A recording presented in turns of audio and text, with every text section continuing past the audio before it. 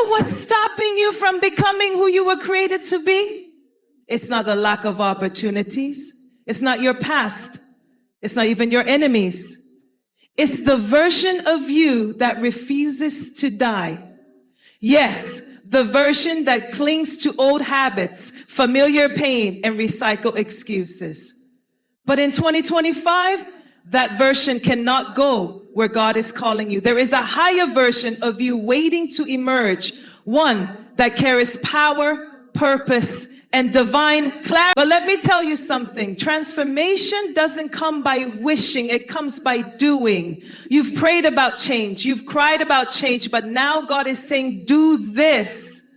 Because the version of you that will change nations, impact generations, and walk boldly in divine alignment, it's already within you. But it will cost you something. So if you're ready to walk out of cycles and into destiny, this is your moment.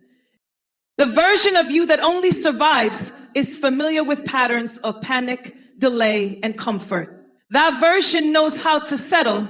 It knows how to pray for breakthrough while never preparing for it. It's the version that wears resilience like a badge, but never steps into leadership. Survival mode may have protected you once, but now it's paralyzing you. That version is not bad, but it's outdated. And in 2025, if you're going to become the new version of yourself, you must stop protecting who you were and start partnering with who you are becoming. That means you can't carry that survival mindset into your next level. Leaders don't just react. They respond with strategy. They don't just endure, they build. They don't just wait on God, they walk with Him. So if you want to lead in your home, your calling, your purpose, you've got to dethrone the self that only knows how to get by. Many of us are loyal to the past version of ourselves because it got us here. But the truth is that version of you is no longer equipped to take you further. And what happens when we cling to the expired version is we start blaming God for the delay. But it's not a delay, it's an invitation.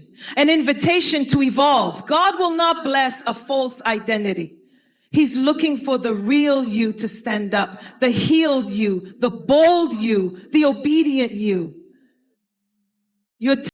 This requires a death to pride, to procrastination, to fear, because the leader in you cannot be awakened without a death in you. The enemy is not intimidated by a version of you that only prays when it's hard, but he trembles at the version that leads in alignment with heaven, the version that hears God and acts, the version that doesn't need a crowd to be committed. That's who you are becoming. And the transition won't be comfortable, but it will be holy. Because anything that carries glory must go through fire. This year, let the fire do its work. Let it burn every false identity, every lie you agreed with, every narrative that said you're only good enough to survive. That version of you has expired. The new you isn't waiting on God, it's waiting on you. We love the idea of transformation. We crave the vision of a renewed life, a restored mind, a redefined identity. But what many don't realize is that breakthrough rarely happens in a moment. It happens in momentum. And momentum is built on the seemingly small, repeated decisions you make when no one is watching. Discipline is the soil where destiny is cultivated. The version of you that you see in your dreams, the one who walks confidently in purpose, who speaks with clarity, who moves in peace and power, that version is not built overnight. That version is the result of intentional decisions made every single day. When you choose prayer over panic, when you choose consistency over chaos, when you choose silence over self-sabotage. Discipline is how you honor the vision God gave you even when your emotions don't feel like cooperating. Too often we wait for a wave of motivation to push us into action. But motivation is a visitor, discipline is a resident. Motivation feels good, but it won't sustain you. Discipline doesn't always feel good, but it will transform you.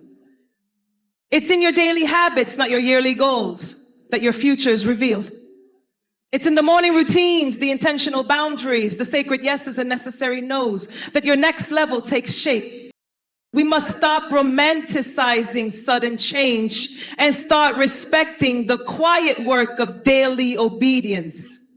There's glory in the grind. Heaven responds to consistency. Favor follows discipline. If you want to walk into the fullness of who you're becoming in 2025, you have to master the mundane.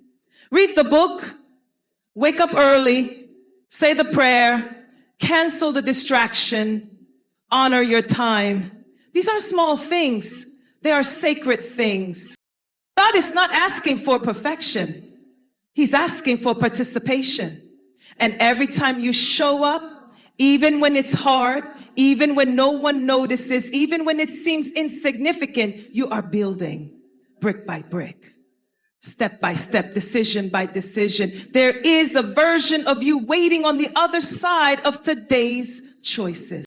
Many of us are performing a version of ourselves that we think is more lovable, more palatable, more worthy of approval.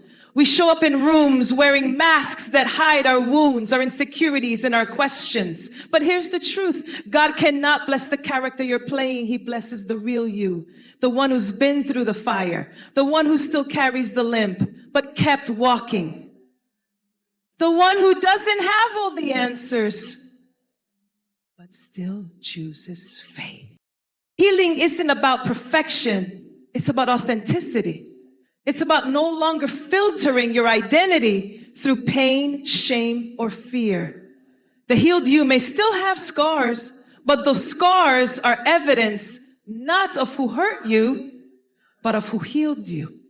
When you stop hiding the broken pieces and allow God to restore them, you stop performing and start living. Because the real you, the healed you, is the most powerful version of you.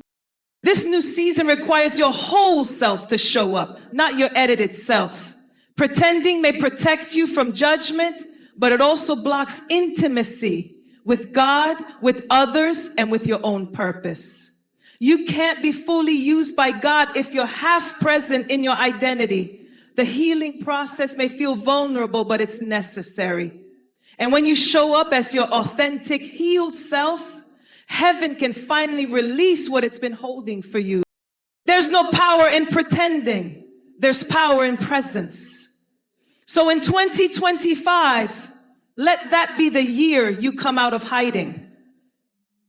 Let it be the year you shed the image you curated and embrace the identity you were created for. Because God is ready to move, but only with the real you.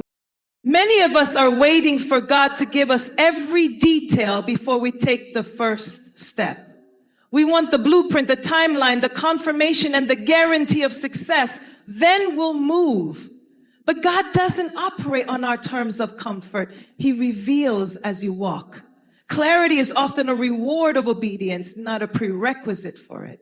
And if you want to create a new version of yourself in 2025, you need to stop waiting for certainty and start trusting divine direction. The most transformative doors won't look clear when you approach them. They open when you move. And sometimes the fog won't lift until your feet hit the path. It's in the movement that your spirit sharpens. Your ears tune in, and your eyes begin to see what God has been trying to show you all along. The reason you feel stuck might not be because you lack clarity.